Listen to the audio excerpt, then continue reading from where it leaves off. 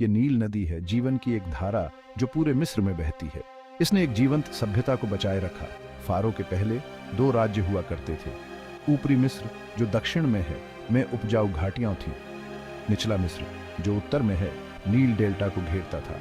लगभग 3100 ईसा पूर्व नार्मर ने राज्यों को एकीकृत किया। उन्होंने एक दोहरा मुकुट पहना था जो एकीकरण का प्रतीक था। इसने प्राचीन मिस्र के राजवंशीय युग की शुरुआत की। उनकी विशाल वास्तुकला आज भी विस्मित करती है। प्रारंभिक राजवंशीय काल लगभग 3000 से लेकर 2686 ईसा पूर्व तक फेरोनिक शासन को मजबूत होते हुए देखा गया। यह युग नवाचार और विकास के द्वार का प्रतीक था, जिसने आने वाली सदियों तक मिस्र की सभ्यता को आकार दिया। सबसे महत्वपूर्ण प्रगति में से एक थी चित्रलिपि का विकास। ध्वन्यात्मक और विचारात्मक तत्वों को मिलाकर लिखने की यह सुंदर प्रणाली मिस्रवासियों को अपने इतिहास, विश्वासों और दैनिक जीवन को रिकॉर्ड करने की अनुमति देती थी। लेखन केवल लेखकों और पुजारियों के लिए नहीं था, यह प्रशासन और व्यापार के लिए भी महत्वपूर्ण था। मिस्रवासियों ने पेपिरस को अपनाया, जो एक टिकाऊ कागज जैसी सामग्री है, जिससे लिखित दस्तावेजों को परिवहन और संग्रह करना आसान हो गया। इस अवधि में स्मारकीय वास्तुकला का उदय हुआ। राजाओं ने प्रभावशाली कब्रों का निर्माण करवाया, जिन्हें मस्तबा कहा जाता है, जो जटिल नक्काशी और चित्रों से सजी हैं। ये शुरुआती संरचनाएं उन शानदार पिरामिडों के अग्रदूत थे जो पुराने साम्राज्य को परिभाषित करेंगे। प्रारंभिक राजवंशीय काल ने सांस्कृतिक और तकनीकी प्रगति की नींव रखी, जो बाद के युगों में फली फूली। पुराना साम्राज्य 2686 से 2181 ईसा पूर्व तक अक्सर पिरामिडों के युग के रूप में जाना जाता है। यह प्राचीन मिस्र में समृद्धि और स्थिरता का समय था। फारो के पास पूर्ण शक्ति थी। उन्होंने स्मारकीय कब्रों के निर्माण के लिए विशाल संसाधनों की कमान संभाली। ये संरचनाएं दफन कक्षों और उनकी शक्ति के प्रमाण के रूप में कार्य करती थी। गीजा का महान पिरामिड, जिसे फारो खुफू के लिए बनाया गया था, प्राचीन इंजीनियरिंग का एक चमत्कार है। लाखों चूना पत्थर के ब्लॉकों से निर्मित यह मिस्र की सरलता का प्रमाण था। पुराना साम्राज्य केवल पिरामिडों के बारे में नहीं था, यह कलात्मक और सांस्कृतिक उत्कर्ष का युग था। मूर्तिकारों ने यथार्थवाद और अनुग्रह के साथ मानव रूपों को चित्रित करने की कला में महारत हासिल की। धार्मिक विश्वास जीवन के हर पहलू में व्याप्त थे। पुराने साम्राज्य को चुनौतियों का सामना करना पड़ा। जैसे जैसे फैरो की शक्ति कम होती गई, क्षेत्रीय राज्यपालों का प्रभाव बढ़ता गया। इसने अस्थिरता की अवधि को जन्म दिया, जिसे पहले मध्यवर्ती काल के रूप में जाना जाता है। पहला मध्यवर्ती काल लगभग 2181 से 2055 ईसा पूर्व तक प्राचीन मिस्र में उथल-पुथल और विकेंद्रीकरण का समय था। एक बार शक्तिशाली पुराना साम्राज्य छोटी प्रतिस्पर्धी क्षेत्रीय शक्तियों में विभाजित हो गया था। फैरो का अधिकार कम हो गया और स्थानीय राज्यपालों, नोमार्चों ने अपनी स्वतंत्रता का दावा किया।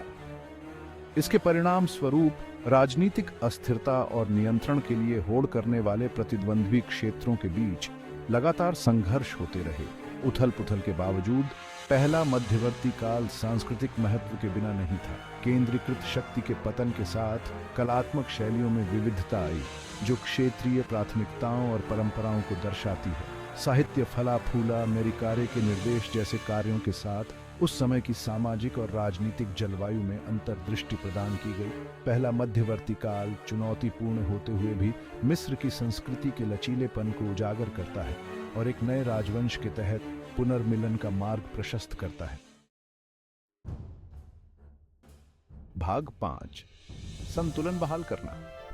लगभग 2055 ईसा पूर्व ऊपरी मिस्र के थेब्स से मेंटुहोटेप द्वितीय नामक एक शक्तिशाली शासक उभरा। उसने अपने प्रतिद्वंद्वियों को हराया और दो भूमि को फिर से मिलाया, मध्य साम्राज्य की शुरुआत की। मेंटुहोटेप द्वितीय के शासनकाल में मिस्र के लिए एक पुनर्जागरण की शुरुआत की। उन्होंने व्यवस्था बहाल की, व्यापार को पुनर्जीवित किया और महत्वाकांक्षी निर्माण परियोजनाएं शुरू की। मध्य साम्राज्य 2055 से 1786 ईसा पूर्व तक विस्तार और समृद्धि पर नए सिरे से ध्यान केंद्रित करने की विशेषता थी। मध्य साम्राज्य के फैरो ने मिस्र की सीमाओं के बाहर अपने प्रभाव का विस्तार करने की मांग की।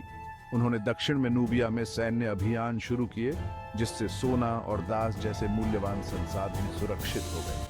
व्यापार फला फूला मिस्र को व्यापक भूमध्य सागरीय दुनिया से जोड़ता है। मध्य साम्राज्य महान साहित्यिक और कलात्मक उपलब्धियों का समय था।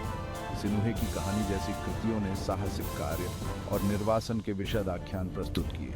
शिल्प कौशल नई ऊंचाइयों पर पहुंच गया, जैसा कि युग के उत्तम आभूषण, मिट्टी के बर्तनों और मकबरे के चित्रों से पता चलता है। भाग 6 हिक्सोस इंटरल्यूड। दूसरा, मध्यवर्ती काल लगभग 1786 से 1550 ईसा पूर्व तक मिस्र को एक बार फिर बाहरी खतरों का सामना करना पड़ा। एक विदेशी लोगों, जिन्हें हिक्सोस के नाम से जाना जाता है, ने घुसपैठ की और अंततः निचले मिस्र पर नियंत्रण कर लिया। हिक्सोस, जिनकी उत्पत्ति पर अभी भी विद्वानों द्वारा बहस की जा रही है, ने मिस्र में नई तकनीकों की शुरुआत की, विशेष रूप से रथ और मिश्रित धनुष। इन सैन्य नवाचारों को बाद में मिस्रवासियों द्वारा अपनाया और अनुकूलित किया जाएगा। हालांकि उनका शासन अपेक्षाकृत अल्पकालिक था। ऊपरी मिस्र में थेबन शासकों की एक पंक्ति ने हिक्सोस के प्रभुत्व को चुनौती दी। दशकों के संघर्ष के बाद हिक्सोस को अंततः मिस्र से निष्कासित कर दिया गया, जिससे मिस्र की शक्ति और समृद्धि के एक नए युग की शुरुआत हुई, नया साम्राज्य। भाग 7, एक साम्राज्य का उदय। नया साम्राज्य 1550 से लेकर 1069 ईसा पूर्व तक प्राचीन मिस्र का स्वर्णिम युग माना जाता है। यह अभूतपूर्व शाही विस्तार, सैन्य शक्ति और सांस्कृतिक प्रतिभा का युग था। थुटमोस तृतीय और रामेसिस द्वितीय जैसे शक्तिशाली pharaoh ने अपनी सेनाओं को जीत दिलाई, नूबिया, सीरिया और कनान में विशाल क्षेत्रों पर विजय प्राप्त की। मिस्र की सीमाएं पहले से कहीं अधिक फैली हुई थीं और इसका प्रभाव दूर दूर तक पहुंच गया था। नए साम्राज्य के सबसे प्रसिद्ध व्यक्तियों में से एक अखेनातेन था, एक pharaoh जिसने एक क्रांतिकारी धार्मिक क्रांति का प्रयास किया था। उसने पारंपरिक बहुदेववादी मान्यताओं को एक ही देवता एटन, सूर्य डिस्क की पूजा से बदलने की कोशिश की। हालांकि अखेनातेन के सुधार अल्पकालिक थे और अंततः असफल रहे। उनके उत्तराधिकारी टूतनखामुन शायद आज सबसे प्रसिद्ध pharaoh हैं। 1922 में उनके लगभग बरकरार मकबरे की खोज के लिए धन्यवाद। नया साम्राज्य भी महान स्थापत्य उपलब्धियों का समय था। भाग 8, अंतिम pharaoh, उत्तरार्ध काल। लगभग 664 से 332 ईसा पूर्व तक प्राचीन मिस्र के लिए पतन और पुनरुत्थान का समय था। नए साम्राज्य के अंतिम pharaoh रामेसिस 11वें के शासनकाल के बाद मिस्र को आंतरिक संघर्ष और विखंडन का सामना करना पड़ा।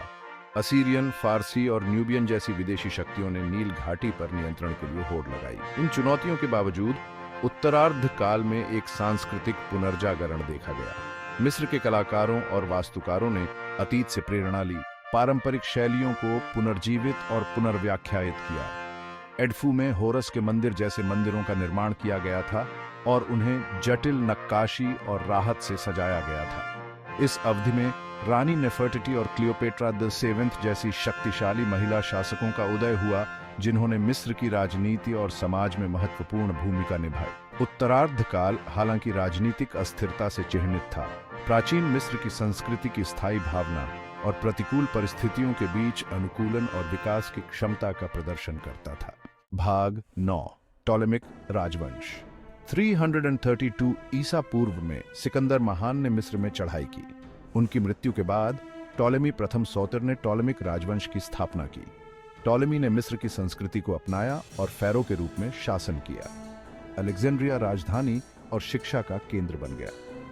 अंतिम pharaoh क्लियोपेट्रा सातवीं ने मिस्र की स्वतंत्रता बनाए रखने के लिए संघर्ष किया। 30 ईसा पूर्व में उसकी मृत्यु ने टॉलेमिक राजवंश के अंत और रोमन शासन की शुरुआत को चिह्नित किया। भाग 10, रोमन शासन के तहत। क्लियोपेट्रा सातवीं की मृत्यु के साथ मिस्र रोमन साम्राज्य का एक प्रांत बन गया। रोमन सम्राटों ने मिस्र के सामरिक महत्व और कृषि संपदा को पहचानते हुए सदियों तक भूमि पर शासन किया। उन्होंने प्रशासनिक सुधारों को लागू किया, बुनियादी ढांचे में सुधार किया और शांति और व्यवस्था बनाए रखी। रोमन शासन ने मिस्र के समाज में महत्वपूर्ण परिवर्तन लाए। लैटिन प्रशासन की भाषा बन गई और रोमन कानून की शुरुआत हुई। इन परिवर्तनों के बावजूद मिस्र की संस्कृति और धर्म फलते फूलते रहे। फिलाय के मंदिर जैसे मंदिरों का निर्माण और सजावट रोमन काल के दौरान की गई थी, जो पारंपरिक मिस्र के रूपांकनों के साथ रोमन वास्तुशिल्प तत्वों के संलयन को प्रदर्शित करते थे। रोमन मिस्र साम्राज्य के लिए अन्न का एक प्रमुख उत्पादक बन गया और अलेक्जेंड्रिया जैसे इसके बंदरगाह शहर व्यापार और वाणिज्य के केंद्र के रूप में फले फूले। बीसी धर्म, जो रोमन साम्राज्य के भीतर उभरा, धीरे धीरे मिस्र में फैल गया।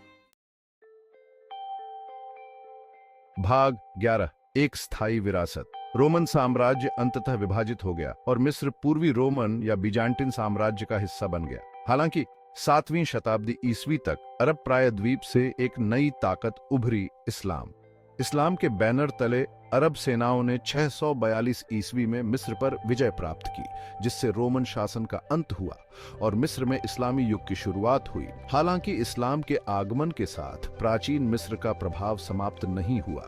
इस एक बार शक्तिशाली सभ्यता की विरासत जीवित रही, जिसने आने वाली सदियों तक कला, वास्तुकला, धर्म और विचार को प्रभावित किया। प्राचीन मिस्र के पिरामिड और मंदिर आज भी विस्मय और आश्चर्य को प्रेरित करते हैं, हर साल लाखों आगंतुकों को आकर्षित करते हैं। 19वीं शताब्दी में चित्रलिपि को समझा गया। इस प्राचीन सभ्यता में अमूल्य अंतर्दृष्टि प्रदान की। प्राचीन मिस्र की पौराणिक कथाओं, मान्यताओं और कलात्मक रूपांकनों ने पश्चिमी कला, साहित्य और लोकप्रिय संस्कृति में अपना रास्ता खोज लिया है। विशाल पिरामिडों से लेकर जो रेगिस्तानी परिदृश्य को दर्शाते हैं, मंदिर की दीवारों को सजाने वाले जटिल चित्रलिपि तक, प्राचीन मिस्र ने दुनिया पर एक अमिट छाप छोड़ी।